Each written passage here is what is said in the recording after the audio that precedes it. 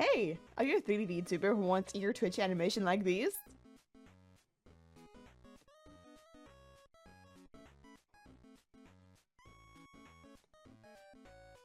Well, today I'm here to show you how you can acquire that very easily using Unity.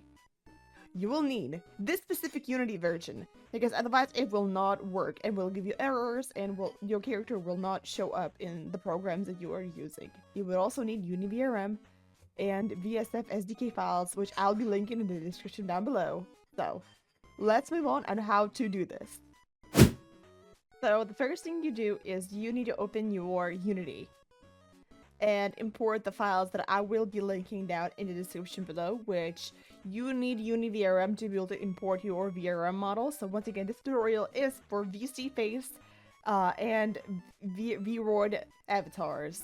So what you're gonna do is you're gonna import your Unity file. Since I have all of my stuff already imported, I do not have to do this, but what you're gonna do when this pops up, just click all and click import. After you have imported your UniVRM file, you will also need to import your VSF SDK file for the animations. Once again, just click all and import. So, after you have everything imported, what you need to do is click import from the VRM at the VRM 0 tab at the top of your screen.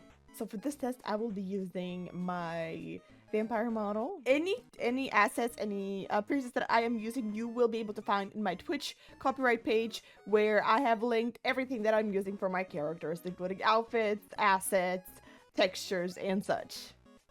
After you have your avatar uploaded, quickly drag it into this thing over here, and what we are going to do next is duplicate this character. So quickly click duplicate, and easy as that. Then, after you have clicked on your character, you're going to have to open the animation tab, which if you do not have your animation tab, all you have to do is go to Window, Animation, and Animation. So, and you should be able to have this tab over here. Once you duplicate your character, what you're going to want to do is you will click on your character and select on Animation.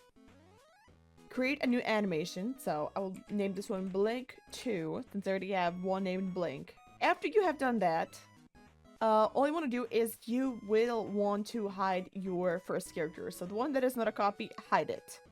And go into play mode. So give it a moment. Once you're in play mode, select scene. And zoom down to your character. As you can see, it's gonna look a little bit creepy. When you're there, select this and click on this, I don't know how to call this thing over here, and select Blink 2. So, this is where it's going to be the toughest part. This is where you're going to have to create your animation. So, what you do is click record. And this is the way I do this, so I don't know if this is the correct way to do this or not, but... And my avatar is a Vroid avatar.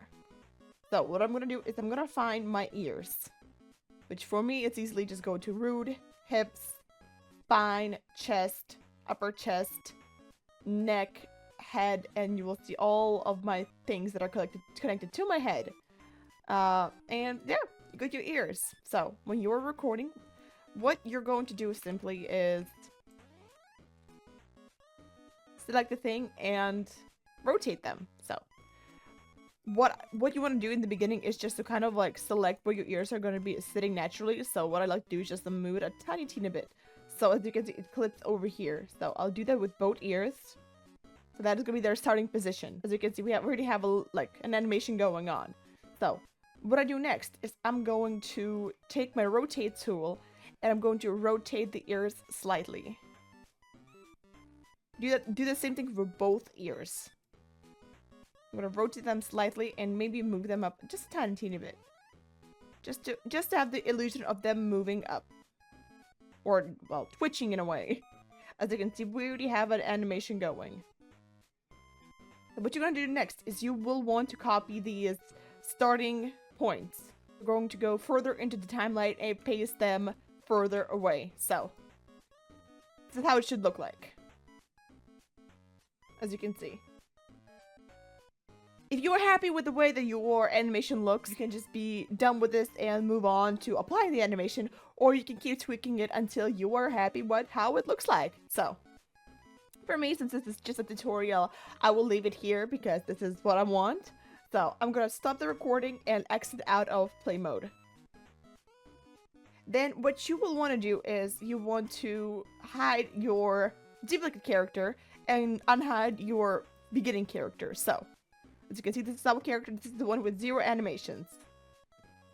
Quick tip, you want to go to your project and select your animation and uncheck loop.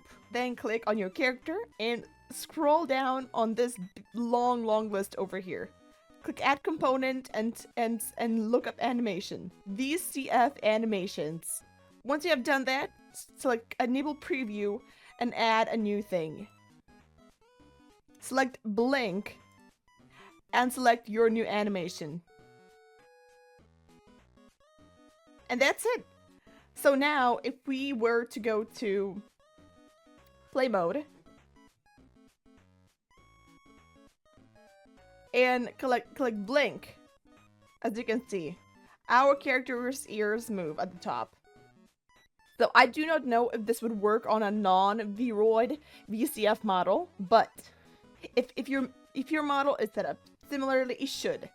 And what I'm talking about is, if you want some extra jiggle, you can also go into your model, select secondary, and change these settings over here. So as you can see, we've got the gravity power, we have the stiffness force. So what it does, let me quickly show you. If I put the gravity power up, it basically makes the ears more flappy, so it gives them more gravity, as you can see. So if I put this up to, let's say, 0.16, and I put this, and let's say I put this at, I don't know, let's put it at 0.55, so as you can see, they're a bit droopy. You can change this up as much as you want. I think for my animation, I might want to go a little bit and change it up, though. Because you can see how when I blink, it doesn't, it goes down very slowly. So to change that, all you want to do is select your character, the one that you have hidden, and simply adjust the endpoint. So I'm going to do this, I'm going to move this up.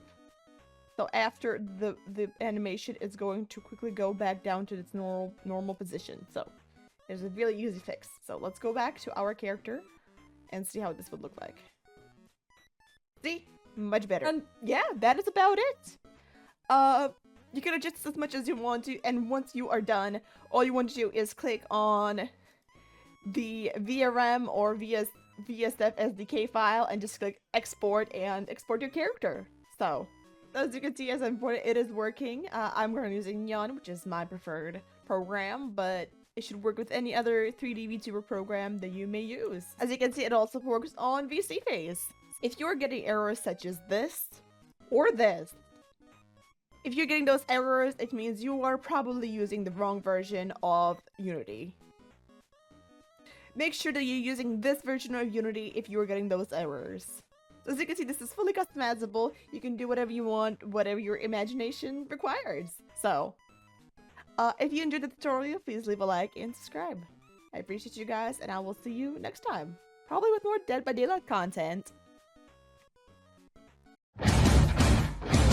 Wow, that's a lot of words. Too bad I'm not reading them.